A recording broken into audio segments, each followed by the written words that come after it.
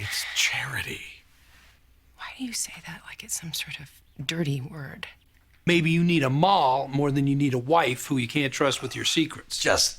What good is money that doesn't spend, huh? Hey, I'm Ted. And I'm Lisa. And we are nonprofit coaches. Now, nonprofit stuff shows up in popular culture all the time. Sometimes it's way off base, but sometimes it's right on the money. And so today we wanted to take a look at Breaking Bad, SaveWalterWhite.com. Your son, he's just unbelievable. Come see what he did. I told you it's not ready yet. Honey, just show it to them. Oh gosh, that website is so yucky looking. The green background. It's sweet though. I think this is one of the reasons why we're careful with who we choose in our nonprofits about who creates our stuff. Because we've seen some nonprofits kind of give license to people to be able to do whatever they want. And you can end up with your nonprofit logo places and on items that don't represent your nonprofit's brand if you're not really careful with this. Right. And I'll just go ahead and say too that like in this specific episode where Walter Jr. makes this website, like it's actually perfectly designed for what they need it to do. Yes. Because it needs to look like their kid made it if they're going to actually, you know, evoke the right emotions and stuff. So sometimes, you know, a graphic designer who has like the perfect look, like isn't necessarily what a nonprofit wants. But what's really important is understanding what is success for our nonprofit and how do we get there. And sometimes it's going to look very different from what like a graphic designer might say, or sometimes you really need a graphic designer. It just all comes down to what are you trying to do? What are you trying to accomplish? Who are you trying to reach? Telling everybody. Wait a minute. You're not asking for money, are you, son? Yeah, that's the whole idea. Louis helped me set up a PayPal account and everything. See? But we can't ask for money.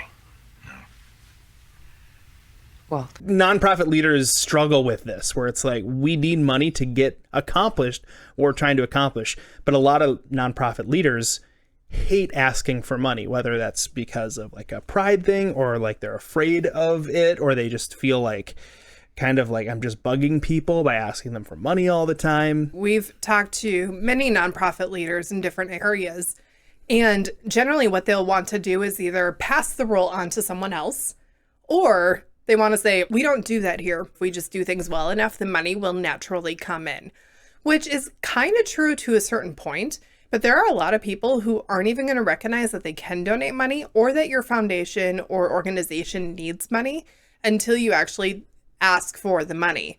And so this in Breaking Bad, where he's creating the website, it's great because the designer of this knows the purpose of it. He's like, we need to raise some money. This is an easy way for people to do it. He started the website really well. It has the pictures, it has the story, and then it has the ask. It wasn't just like flashing donate here buttons, because sometimes nonprofit leaders will swing the other direction and go from, we don't want to ask for anything, to we're going to put the donate button all over every single page of our website, and it's going to flash multiple colors, and it's going to be this constant push too often without building up anything else around it. And so there is a fine line, but what's interesting for us is Walter's reaction here is what we see from a lot of nonprofit leaders who are like, I did not get into this to have to fundraise. You got into nonprofit work. Congratulations. You are now a fundraiser. Healthy nonprofits tend to attract and get people on board, and unhealthy nonprofits tend to actually detract people and get people off board. Funny story about this specific scene. So he starts his website, SaveWalterWhite.com, in the show. But in reality, in real life, they actually you can actually go to SaveWalterWhite.com. So pre-2013, the donate button, when you clicked on it in real life, actually took you to the National Cancer Coalition's website. But in August of 2013, AMC, the owner of this show, changed the link to the National Cancer Coalition's site after they were named America's Worst Charities by the Center for Investigative Reporting.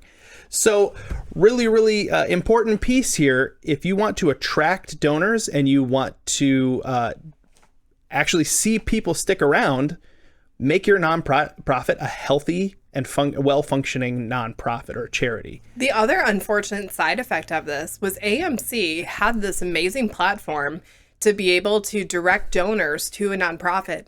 And now, because of the issue that they had with this one nonprofit that turned out to be not great, instead of redirecting to a different nonprofit, they've decided just to push the site back to AMC, which I totally get. They're not actually accepting donations. It just brings you to like their general website. But once a business has something happen like this with a nonprofit, a lot of times they're going to look at it and say, that was a good idea, didn't work out, not worth the risk again. I appreciate it. I really do.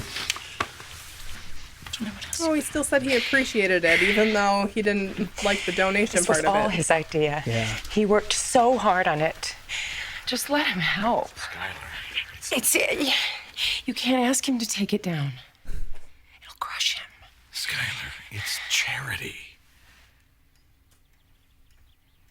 Why do you say that like it's some sort of dirty word? When they were walking out of the room, and she's like, but he did it. He worked so hard. He looked whatever. It reminded me of the conversations that we are privy to between nonprofit, like the executive director and some of their staff. Yeah, They have, or like- staff and their volunteers. Yeah. But like a lot of times a staff member will have a volunteer who works super hard on something, and there was some sort of miscommunication along the way, and the executive director will be like, this doesn't work. This isn't what we were going for. Or the quality isn't quite what we're looking for, or this one aspect of it. And the staff member's like, but I know how hard they worked. And depending on how that conversation goes, it can turn into a lot of conflict in the short term or resentment in the long term. And so that communication is very important to get figured out. Yeah, I've heard stories where a volunteer came in and designed one of the rooms in the offices and painted, and it's like just was not what was meant to happen in that organization. Like the paint colors were weird. It was like floral patterns and stuff, and the nonprofit leader's like, this doesn't mesh with what we're trying to who we're trying to reach with this nonprofit. It doesn't fit. But it doesn't change the fact that this person came in and they donated their time. Like, how do you deal with someone who donated their money or donated their time, and then things didn't turn out well, and then you have to like go back and paint over and fix what they helped out with? It can cause a lot of issues unless you actually very carefully work with the situation. Mm-hmm. And that is a very, very hard thing to do. So biggest recommendation, I mean, in this case, it's a show about a family and the son did this really nice thing. So obviously it's going to be different. As a nonprofit leader, when I look at this whole situation, I'm saying this should have been a conversation before anything was allowed to move forward. Because the son saw the need for money and decided, I'm going to take action and see how I can help. If we are not having the conversation and someone in our team is bringing an issue to us, and we say, yeah, that is an issue, why don't you try and tackle it? Or, I don't really know if it's an issue, we'll kind of see how it goes. But we don't fully have an actual conversation. Let's talk about the issue, let's talk about the specific solution, let's make sure our parameters are set up correctly so that if we do choose to move forward, if, always that if we choose to move forward, we're going to end up with the result that we want.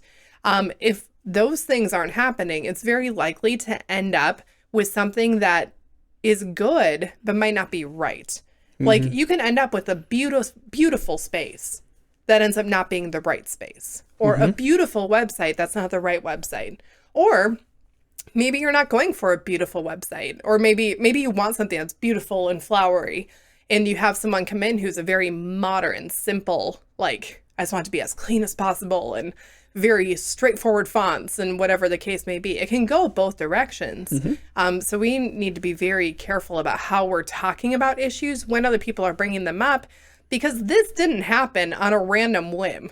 The son was not like, hey, you know what I'll do today? Start a fundraiser. And this happens a lot in nonprofits because you have a leader who is ignoring or not addressing a need within the organization. So much so that the people who are in the organization, in this case, Walter Jr., is in the family, and he's noticing, we don't have enough money. Dad's not doing anything about it. He probably can't because he's sick. So I'm just going to step in and I'm going to try to help. And when a nonprofit leader doesn't address issues, people try to help. And sometimes it works out great. And sometimes you end up with a mess that you have to clean up because you didn't take the initiative as the leader in the first place. I have so much cash on hand that I actually counted by weighing it on my bathroom scale, and yet I can't spend it. I can't tell my family about it, all of whom think that I am right on the edge of bankruptcy. I mean, it's insane. Maybe you need a mall more than you need a wife who you can't trust with your secrets. Just What good is money that doesn't spend? Huh? If a tree falls in the forest, you get the point. cannot be blind luck or some imaginary relative who saves us. No, I earned that money, me. And now my son created his own website, SaveWalterWhite.com, soliciting anonymous donations. Do you have any idea how that makes me feel? Ooh. Walter's response to that was way too real. Yeah, there's no deep-seated issues there. Well, I mean, it's really hard watching him because on the outside you're like, this would just solve the problem, but he so needs the credit for the work that he did, regardless of even if the work is theirs or not. It's really easy as a leader to fall into the trap of, if I don't get the credit, my volunteers or my staff aren't going to see me as the person who's bringing value to the org. Ooh. And so there's so much pride wrapped up with Walter that he's not able to get a bigger picture of this. And actually get the solution that he's looking for. Yeah. Look, solution is right there, but your pride is getting in the way of your solution. Nonprofit leader, if you have a problem right now, it might be that your pride is getting in the way of your solution. Because a lot of times the solutions to our problems is when we admit that we don't know what to do next and we have to call in outside people to be able to give us a bigger perspective, so that we're not just spinning our wheels. This happens all the time when you are trying to train up a new volunteer or get a staff member to do something. Leaders in general, not just leaders at the top, but leaders all throughout organizations have a super hard time handing off tasks because it's it's not going to get done right unless I do it myself. This is the exact same thing that we're just seeing with Walter White, just played out in a slightly different arena. You need to get over yourself enough to be able to raise up somebody to help your nonprofit actually change the world for the good. And just to be clear, you might do it best. All right, you might do it 100% right all the time. But one of you doing it 100% right for 10 hours a week is not as beneficial as 3 different volunteers doing it 80% right, 10 hours a week each. It's just not the same. Not even 10 hours a week each, but 3 or 4 hours a week each. Getting the different people in there, because if something happens and you are not able to do it 100% right, that task is gone. No one else knows how to do it. If you have 3 or 4 people who all know how to do the task, even if it's not perfect, if one of them needs to step away for a season because life happens, you still have other people who are able to do it. And the organization is able to continue to move forward. 20 or 30,000 little donations come in from all over the U.S. and Canada. 10, 20, 50 bucks a pop, all paid in full, nice and neat, untraceable, from the good-hearted people of the world to Mr. Walter H. White, cancer saint. I'm getting a warm and fuzzy feeling just thinking about it. Wow. Cancer saint. What I loved about seeing this was Saul knowing that Walter's issue is pride and not wanting to accept help. And so he reframed this whole thing. He could have easily been like, look, all of these donations from all these good people in the world, and look at you, the one who was helped. Or look at you, your family supported and taken care of. Walter is not motivated in this by making sure his family is taken care of. If that was the case, he would have done one of the things earlier. But Saul recognized that even though this person might be acting a little bit illogical, there was still a way in which that person's individual need could be filled. And this is really important when you are working with different leaders within your organization as a nonprofit leader. Sometimes we can look at someone and say, I know you want to feel like you're in charge here, but right now you just need to get over yourself and we're going to do it this other way. that leader might have a really hard time staying with the organization long term, because even if you view it as illogical, there is something in them that wants to feel needed and wants to feel valued. And it's not a bad thing to want to feel like I took care of this myself. Walter, it's pride. He wants credit for it. But at the end of the day, he wants to know, like, I'm the one who provided, and I want my family to know I'm the one who provided. Like, I think it's more deep-seated than just it comes across as pride, but there's something deeper there. And Saul is taking this and saying, we can still make sure you are taken care of while also finding a solution to the actual problem. And when we're working with our leadership, we can't dismiss the humanity of our leadership in order to tackle the bigger picture of our organization. The way that they operate and their personal needs and desires do matter, and we have to take them into account, especially if we are going to manage to keep them long term and for our organizations to be healthy. Hey, if you found this video interesting, here is another one where we look at The Office, where Michael does the fun run race for the cure.